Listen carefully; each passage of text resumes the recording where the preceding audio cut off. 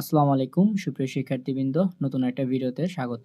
এ পর্বে আলোচনা করব কুমিল্লা বোর্ড 2023 আর ন্যারেশনের যে প্রবলেমটা সেটা নিয়ে।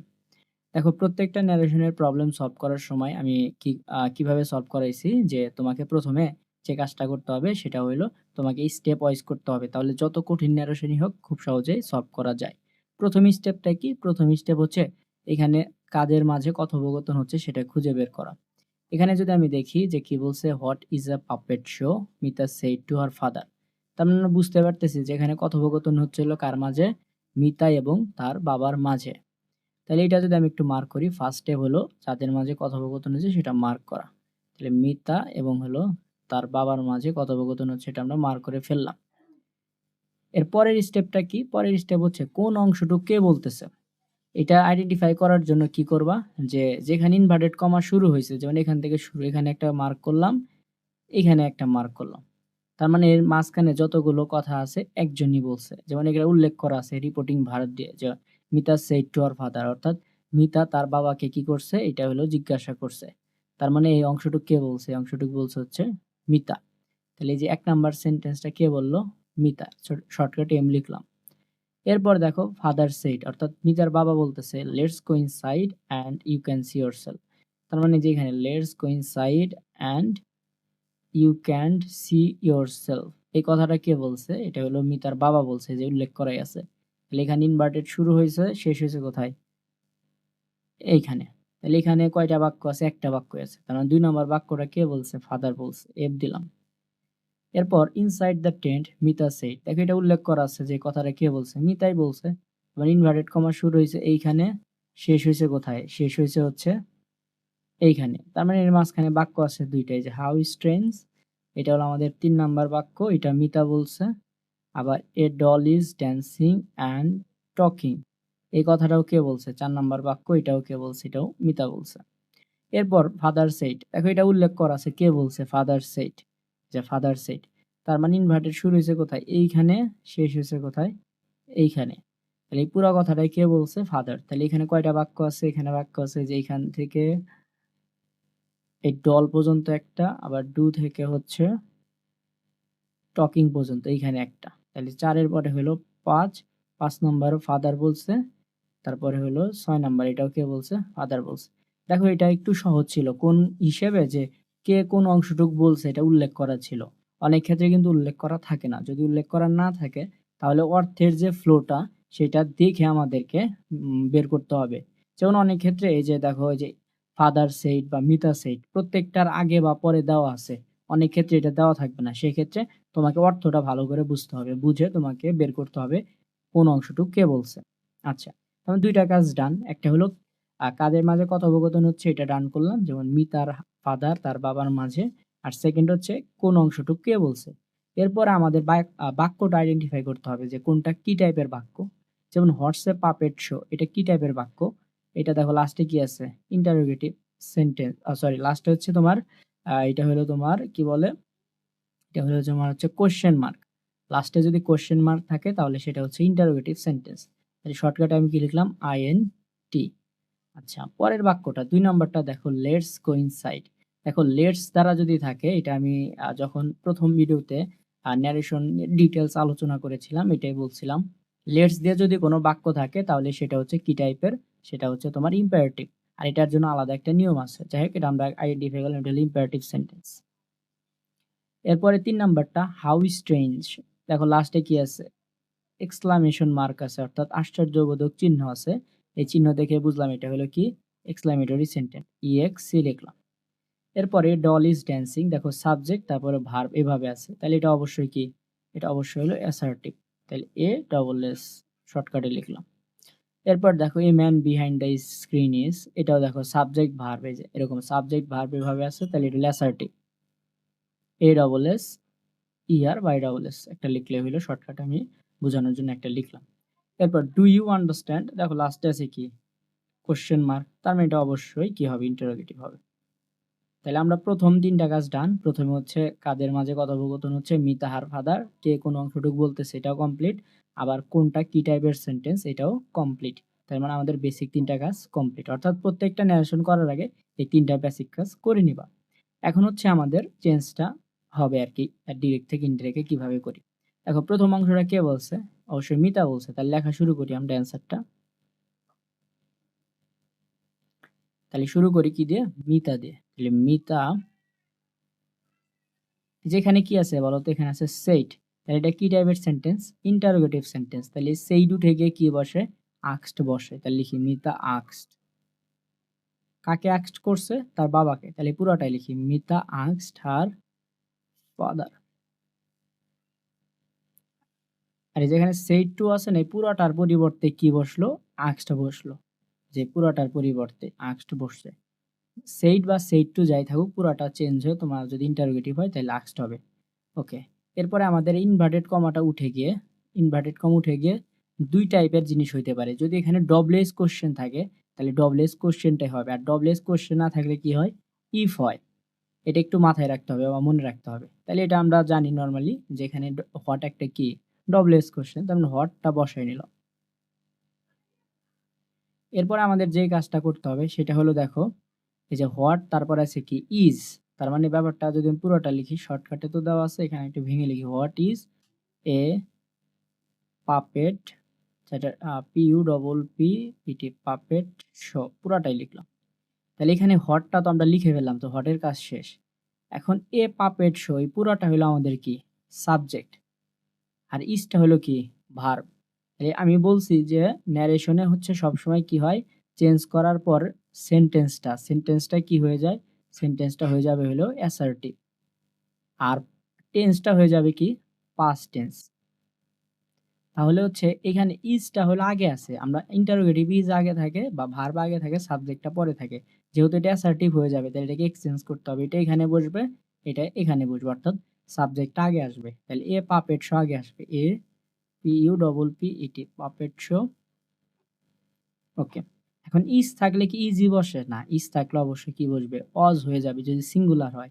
এ পাপেট শো, অর্থাৎ এ দ্বারা কি এখানে বোঝাই যাচ্ছে এটা সিঙ্গুলার, তার মানে এখানে ইজ থেকে হয়ে যাবে ওয়াজ। কেন ওয়াজ হবে? কারণ টেন্সটা হয়ে যাবে পাস্ট, এর জন্য ইজটা ওয়াজ হয়ে গেল। তাহলে Mita asked her father what a puppet show was. Done. প্রথমটা আমরা ক্লিয়ার।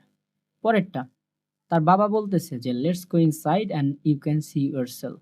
তার বাবা বলতো চলো ভিতরে যাই এবং তুমি নিজেই দেখতে পাবা আসলে পাপেট শোটা কি। তাহলে এইটা হলো, যেহেতু বাবা বলছে তাহলে এখানে আমি ফাদার লিখলাম, FATHER। এখন এই সেইটা উঠে গিয়ে কি বসবে? এটা আমাকে বুঝতে হবে এটা কি টাইপের সেন্টেন্স। দেখো এটা হলো ইম্পারেটিভ সেন্টেন্স। তাহলে হচ্ছে ইম্পারেটিভ সেন্টেন্সে যদি লেটস থাকে তাহলে এটা আমি বলছিলাম একদমই ইজি। তোমাকে কি করতে হবে? যদি লেটস এর দ্বারা যদি আমাদেরকে বোঝায়, অর্থাৎ এখানে কোনো নাম উল্লেখ না থাকে, নাম উল্লেখ বলতে একটা নাম আছে আর একটা নাম নাই, মানে তোমাকেই বোঝাচ্ছে, তাহলে এই ক্ষেত্রে হলো তুমি উই দিয়ে করতে পারবা। আর যদি নাম উল্লেখ করা থাকে দুইজনের স্পেসিফিক, তাহলে এখানে দে হয়ে যাবে, মানে আজটা হয়ে যাবে দে। এটা একটু মনে রাখবা। তাই আমাদের কি করতে হবে? ফাদার আর লেটস থাকলে কি হয়? প্রপোজড হয়। Father proposed that. তাহলে হচ্ছে সেইড এর পরিবর্তে কি হলো? প্রপোজড।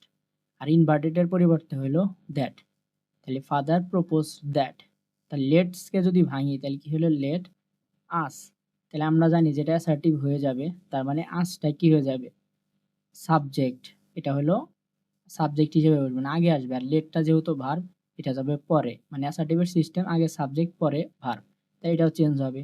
এখন এই আজ দ্বারা কি আমাদেরকে বুঝাইছে? না, মিতা এবং তার বাবাকে বুঝাইছে। তাহলে এই আজটা সাবজেক্ট হিসেবে কি হয়ে যাবে? দে হয়ে যাবে। নরমালি আজ থেকে কি হয়? দেম হয়। বাট দেম তো আর না, সাবজেক্ট না, দেম হলো অবজেক্ট। তাহলে এখানে দেমটা চেঞ্জ হয়ে কি হলো? দে। আর এখানে লেট যে ভার্বটা আছে, এই লেট ভার্বের পরিবর্তে হচ্ছে তোমাকে মডাল ভার্ব বসাইতে হবে। এটা তুমি শুড বসাইতে পারো, কুড বসাইতে পারো, তবে নর্মালি কি বেশি ইউজ করা হয়? শুড বেশি ইউজ করা হয়।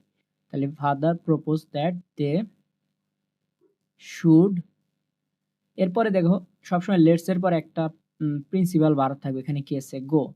তাহলে এখন এই গোটা অলওয়েজ যেরকম আছে সেরকমই হবে, অর্থাৎ মডালের পর ভার্বের বেস ফর্ম বসে, মডাল প্লাস ভি অন, অর্থাৎ গো থাকলে গো।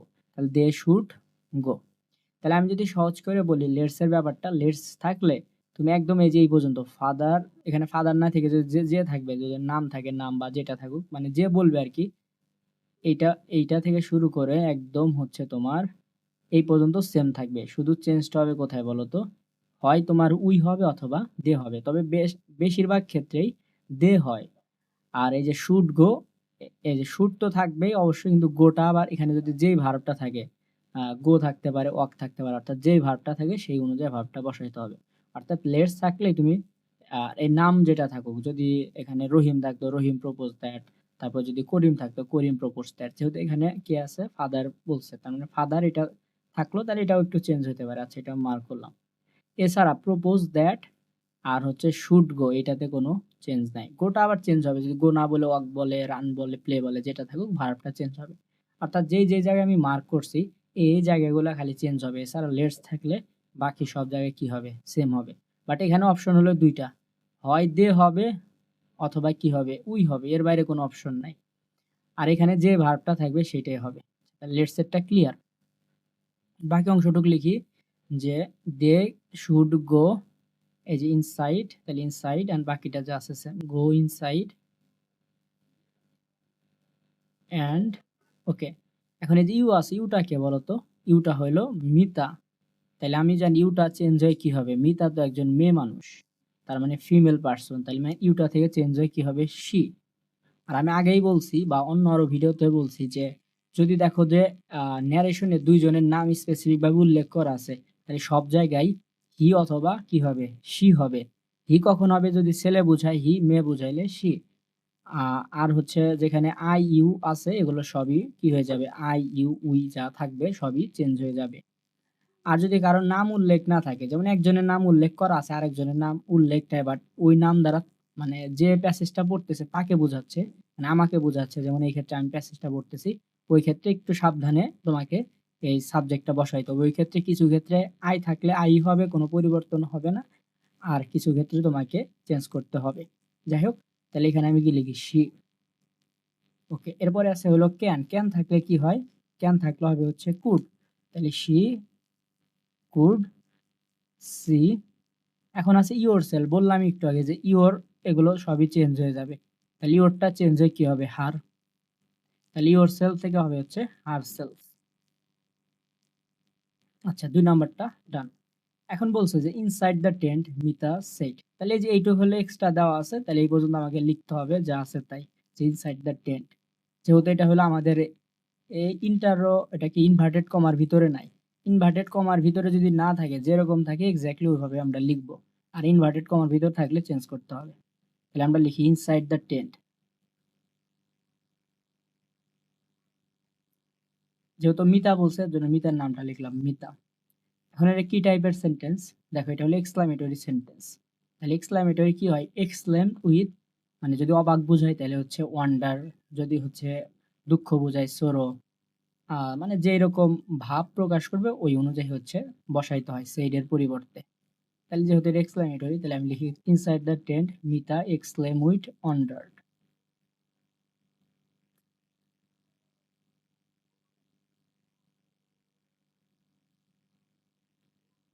দেখো হাউ স্ট্রেঞ্জ, এটা কিন্তু পুরাটা দেওয়া না, এটা যদি পুরা সেন্টেন্সটা হইতো তাহলে কিরকম হইতো, how strange it is, it is, মানে পুরা বাক্যটা এরকম হইতো।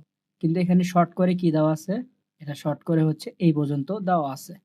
দেখবা অনেক ক্ষেত্রে ইন্টারোগেটিভ সেন্টেন্সের ক্ষেত্রেও পুরাটা দেওয়া নাই, জাস্ট এরকম যদি বলা থাকে যে ইউ, তুমি জিজ্ঞেস করলা যে কাউকে একটা প্রশ্ন করলা, জাস্ট বলে তুমি, বা এটা কি মানে ইট, এটা কি, ওই যে অনেক সময় আমরা বলি না যে একটা পুরা বাক্য না বলে, যে একজনকে যা বলি যে তুমি, এটা কি তুমি, মানে এটা কি তুমি না বলে জাস্ট বলি তুমি, তেমনি হচ্ছে সে অবাক হওয়ার ক্ষেত্রেও পুরা বাক্যটা না বলে, মানে জাস্ট একটা নির্দিষ্ট পর্যন্ত থাকতে পারে। যেমন এখানে কোন পর্যন্ত আছে, হাউ স্ট্রেঞ্জ পর্যন্ত আছে, বাকিটা দেওয়া নাই, তাহলে সেই ক্ষেত্রে তোমাকে বাকিটা বুঝে সলভ করতে হবে। তাহলে ইট ইজ আছে, তাহলে ইজটা চেঞ্জ হয়ে কি হবে, আগে আসবে, আর ইটটা হবে কোথায়, পরে।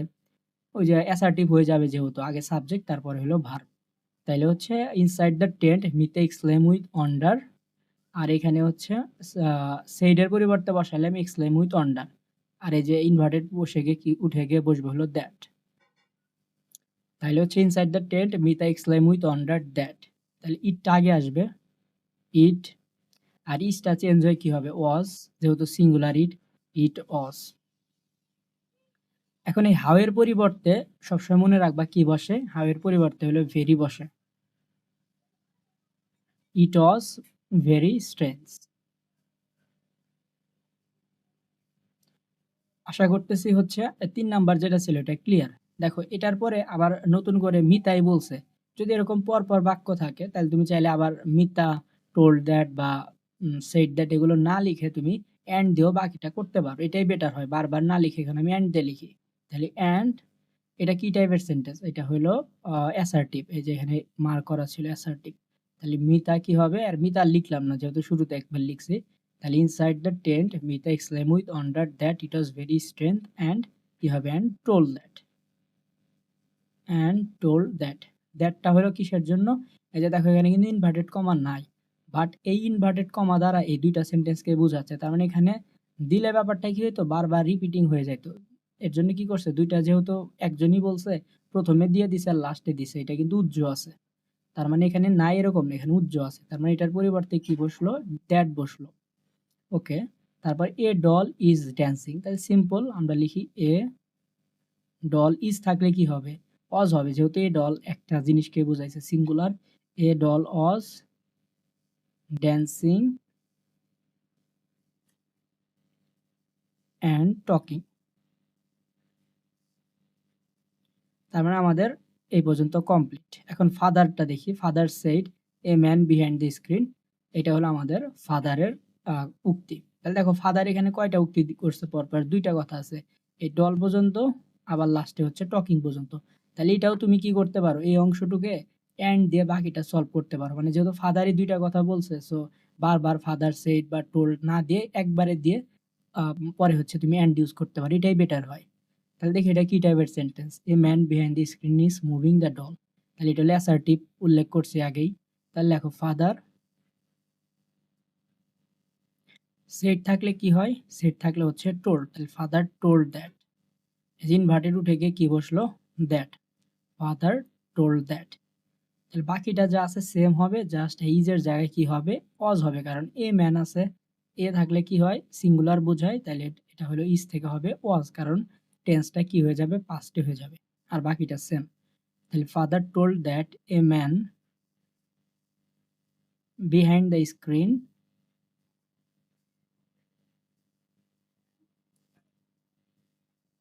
was moving the ball.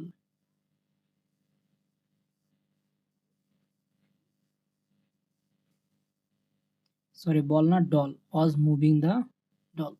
এরপর বলছে do you understand who is talking. তার মানে যে এখানে আবার ফাদারই বলছে, তাহলে এটাকে অ্যান্ড দিয়ে করতে পারো। তাহলে এখানে ফুল স্টপ না দিয়ে আমি এখানে অ্যান্ড দেই, অ্যান্ড। ওকে, তাহলে এটা কি টাইপের সেন্টেন্স? এটা হলো ইন্টারোগেটিভ সেন্টেন্স। তাহলে অবশ্যই তোমাকে কি বসাইতে হবে? আক্সড বসাইতে হবে। অর্থাৎ এটা যদি আমি অ্যান্ড না দিতাম তাহলে এভাবে শুরু করতাম ফাদার আক্সড, তাহলে ওই ফাদার আক্সড আমি আর না লিখে অ্যান্ড জাস্ট আক্সড লিখলাম, অ্যান্ড আক্সড। ওকে, তাহলে এখন এই যে এখানে একটা মনে মনে কি আছে? ইনভার্টেড আছে, এটা উজ্জ্ব আছে। যেহেতু একই কথা বলছে এর জন্য শুরু আর শেষে দিলে মাঝের সবগুলার জন্য ইনভার্টেড কমা হয়ে যায়, বাট এখানে একটা দেয় নাই, মানে এটা উজ্জ্ব আছে। তাহলে ইনভার্টেড উঠে গিয়ে কি বসবে বলো তো? ইনভার্টেড উঠে গিয়ে হচ্ছে যদি ডব্লিউএস থাকে তাহলে ডব্লিউএস হবে, আর ডব্লিউএস না থাকলে কি হবে? ইফ। তাহলে এখানে ডু দিয়ে শুরু হয়েছে, তার মানে এখানে কি বসবে? ইফ। তাহলে আস্কড ইফ। আর আমি বলছিলাম যে যদি ডু দিয়ে যদি ইন্টারোগেটিভ সেন্টেন্স শুরু হয় তাহলে এই ডুটা জাস্ট কি করবা? কেটে দিবা। আমি কেটে দিলাম। আর যদি অন্য কিছু দিয়ে থাকে যেমন ইজ, অস, ক্যান, কুড, তাহলে কিন্তু কাটা যাবে না। শুধু ডু, ডাজ এবং ডিড এই তিনটার ক্ষেত্রে তুমি কি করবা? ইফ এর পরে জাস্ট ডুটাকে বাদ দিয়ে দিবা। তাহলে এরপর দেখো ইউ আন্ডারস্ট্যান্ড, কি আছে? You understand. তাহলে হচ্ছে আমাদের অ্যাসার্টিভে কি হয়? সাবজেক্ট, তারপরে হলো ভার্ব, তাহলে ওইভাবে সাজানো আছে। তাহলে ইউটা খালি চেঞ্জ হবে। ইউটা চেঞ্জ হয়ে কি হবে বলো তো? ইউটা হলো যেহেতু কাকে বুঝাইছে, do you understand who is talking, মানে মিতাকে বলতেছে তুমি কি বুঝতে পেরেছো যে কে কথা বলছে? তাহলে এই তুমিটাকে, এই তুমিটা হইলো মিতা। তাহলে হচ্ছে এখানে ইউটা চেঞ্জ হয়ে কি হবে? শি। আর যদি বাবাকে বুঝাইতো তাহলে হি হইতো। যেহেতু এটা মিতাকে বোঝাচ্ছে যে তুমি কি বুঝতে পেরেছো কে কথা বলছে, তাহলে ইউটা হইলো এই মিতা। আর মিতা যেহেতু ফিমেল এর জন্য শি হইলো। তার মানে আস্কড ইফ, তারপর বসাবো হলো শি আর এখানে আছে হচ্ছে আন্ডারস্ট্যান্ড, এটা আছে প্রেজেন্টে। তাহলে এটাকে করতে হবে কি পাস্টে। আন্ডারস্ট্যান্ড থেকে কি হয় আন্ডারস্টুড, মানে পাস্ট ফর্ম হচ্ছে আন্ডারস্টুড আন্ডারস্ট্যান্ডের। তাহলে হোয়াট না কি ছিল, behind the screen was moving the doll and asked if she understood who. দেখো এখানে আছে হু ইজ টকিং, কে কথা বলছে, তাহলে হু ইজ তো আর হবে না, হু এর পর কি হবে ইজটা চেঞ্জ হয়ে কি হবে, যেহেতু এটা প্রেজেন্টে আছে তাহলে এটা হলো হু ওয়াজ হবে, হু ওয়াজ টকিং। সো এই ছিল আজকের আলোচনা, আশা করছি বুঝতে পেরেছো।